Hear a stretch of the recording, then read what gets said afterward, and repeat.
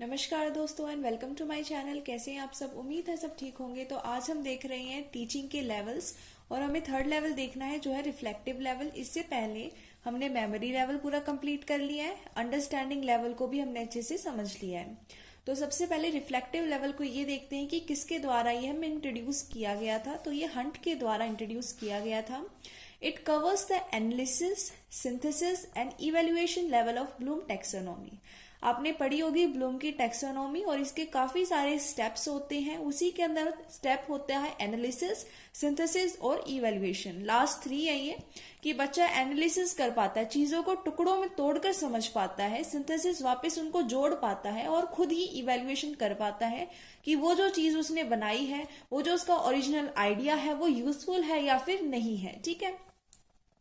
और ये highest level होता है टीचिंग का। It is the highest level of teaching.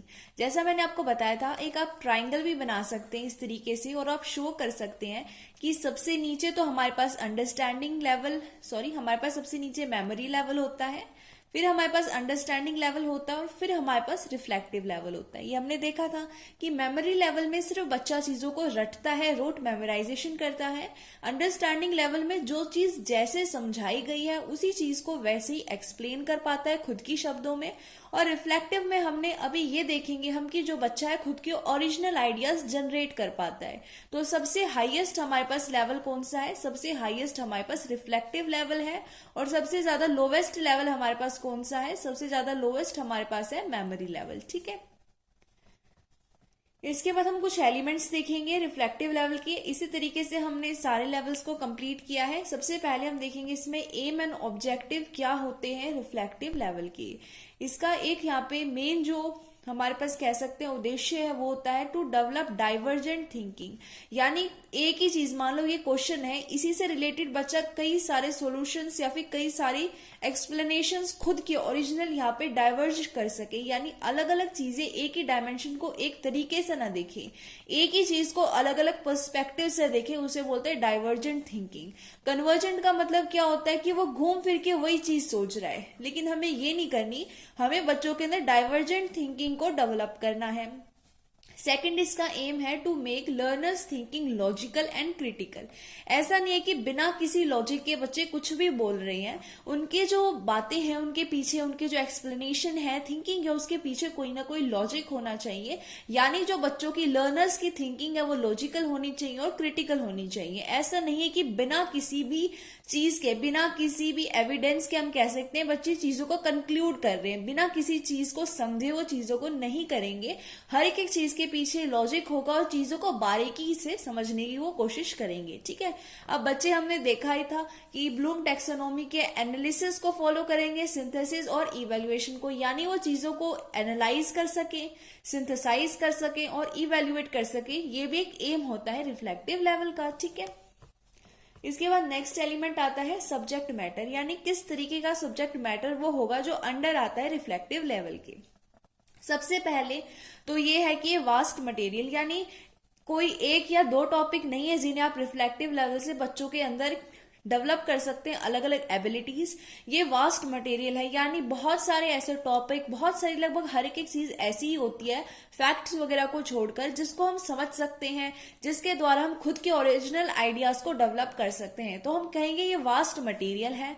Open ended content है, यानी कहीं पर लिमिटेड नहीं है। जितना ज्यादा डीप में जाओगे चीजों की, उतनी नई नई चीजें ओरिजिनेट होती रहेंगी।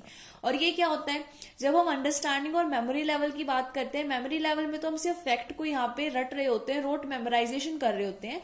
लेकिन अंडरस्टैंडिंग में भी क्या होता है, हमारा कंसर्न हमारा सब्जेक्ट होता है कि जिस चीज का सब्जेक्ट है आप उसी के कंटेंट को अंडरस्टैंड कर रहे हो, समझ रहे हो और खुद की भाषा में इंटरप्रेट कर रहे हो। लेकिन यहाँ पे क्या होता है रिफ्लेक्टिव लेवल में कि हम सिर्फ सब्जेक्ट मैटर पे फोकस नहीं करते, मेन फोकस हम प्रॉब्लम पे करते हैं। किस तरीके से उसको सॉल्व करना है, कैसे उसमें डाइवर्जेंट थिंकिंग यहाँ पे डेवलप करके अलग अलग ओरिजिनल आइडियाज को यहाँ पे हमें देना है। तो मेन फोकस हमारा प्रॉब्लम पे रहता है, ना कि सब्जेक्ट पे। इसी वजह से ओपन एंडेड कंटेंट है। सब्जेक्ट के ऊपर बेस्ड होता तो लिमिटेड हो जाता, लेकिन ये रियल लाइफ पे ज्यादा यहाँ पे फोकस करता है। तो ये क्या है, based on problem rather than subject. ठीक है। नेक्स्ट एलिमेंट आता है role of teacher and learner. तो इसमें हम एक साथ ही कहने की कोशिश करेंगे, क्योंकि इसमें लर्नर और टीचर के अलग अलग रोल नहीं है, दोनों ही एक्टिवली पार्टिसिपेट कर रहे हैं क्लासरूम में। ठीक है, दोनों का ही लगभग इक्वल पार्टिसिपेशन है, क्योंकि बच्चे भी अपने ओरिजिनल आइडियाज देने की कोशिश करेंगे। इसमें बच्चे जो है खुद के मर्जी से, अपने ऊपर उनका खुद का कंट्रोल नहीं होगा, टीचर उन पर इतना ज्यादा कंट्रोल नहीं करेगा। सिर्फ टीचर क्या करेगा, उन्हें सपोर्ट करेगा। जहां पर बच्चों को जरूरत होगी टीचर की, वहीं पे वो थोड़ा सी हेल्प करेगा। टीचर उनको एक डायरेक्शन दिखाएगा, उस डायरेक्शन में मूव करना, उस डायरेक्शन में चीजों को सोचना, अपने ओरिजिनल आइडियाज को जनरेट करना, ये काम लर्नर खुद करेंगे। Teacher will support learners, they will think themself the solution of problem. ठीक है, टीचर क्या करेंगे, सपोर्ट करेंगे लर्नर्स को। टीचर सपोर्ट लर्नर्स, और जो लर्नर्स हैं वो क्या करेंगे, and learners will think the solution of problems. ठीक है, खुद करेंगे, they themself think the solution of problems. तो ये दो हमारे पास क्या हो गया, role of teacher and learner, दोनों ही इंगेज होंगे क्लासरूम के अंदर, दोनों ही प्रॉब्लम के अंदर ज्यादा फोकस्ड होंगे।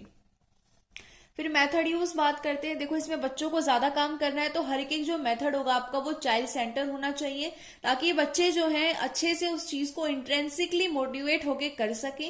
एक्टिविटी बेस्ड होगा, सिर्फ थ्योरी करवाएंगे तो बच्चे बोर हो जाएंगे, वो कहीं ना कहीं बोर्डम की तरफ चला जाएगा।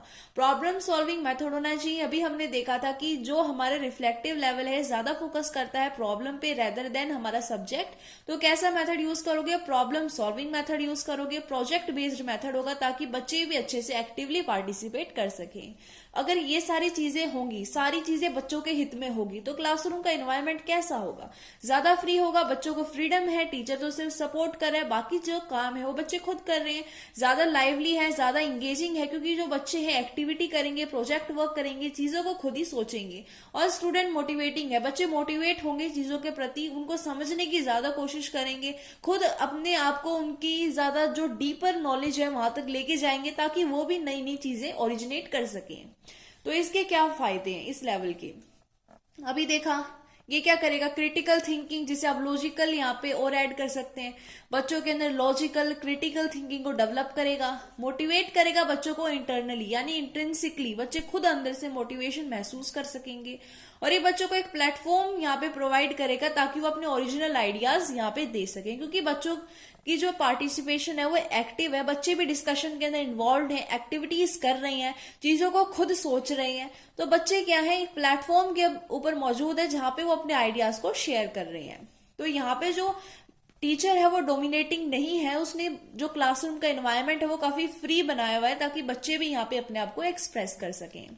पर इसके डीमेरिट्स क्या है, हर एक चीज की अगर अच्छाई है तो कुछ ना कुछ उसमें बुराई भी होती है, क्योंकि चीजें बैलेंस करके हमें चलनी होती है। तो हम डीमेरिट भी देखेंगे, क्या डीमेरिट है। देखो, कोई बच्चा जो है थोड़ा इंटेलिजेंट है, थोड़ा गिफ्टेड है, तो कहीं ना कहीं उस बच्चे के लिए थोड़ा इजी हो जाता है। लेकिन जो छोटे बच्चे होते हैं, अभी उनके अंदर इतनी थिंकिंग डेवलप नहीं होती है कि वो अपने ओरिजिनल आइडियाज दे सकें, उनका भी कोई बेस ही तैयार नहीं हुआ होता है। और जो स्लो लर्नर्स होते हैं उनके लिए थोड़ा मुश्किल होता है चीजों को बहुत ही जल्दी अडेप्ट करना, और क्योंकि उनको बार बार प्रैक्टिस की रिक्वायरमेंट होती है, तो थोड़ा सा स्लो लर्नर्स अपने आप को यहाँ पे फिट महसूस नहीं करेंगे। तो जो बच्चे जो बहुत छोटे हैं, यंग हैं, और जो स्लो लर्नर्स हैं, ये मेथड जो है, लेवल जो है, रिफ्लेक्टिव लेवल, वो उनके लिए ज्यादा सुटेबल नहीं है।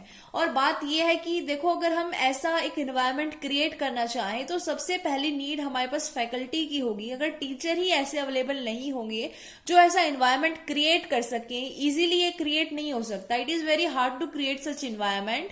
ये एक तो इसका डीमेरिट हो गया। दूसरा ये है कि फैकल्टी यहाँ पे इजीली अवेलेबल नहीं है, क्योंकि अच्छे टीचर्स, अच्छे यहाँ पे एक कह सकते हो आप गाइड जो यहाँ पे मौजूद नहीं है, जो बच्चों को इजीली गाइड कर सके, उनके अंदर एक इंट्रेंसिक मोटिवेशन ला सके, एक ऐसा एनवायरनमेंट क्रिएट कर सके जिसमें बच्चों की क्रिटिकल, यहाँ पे डाइवर्जेंट और लॉजिकल थिंकिंग डेवलप हो सके।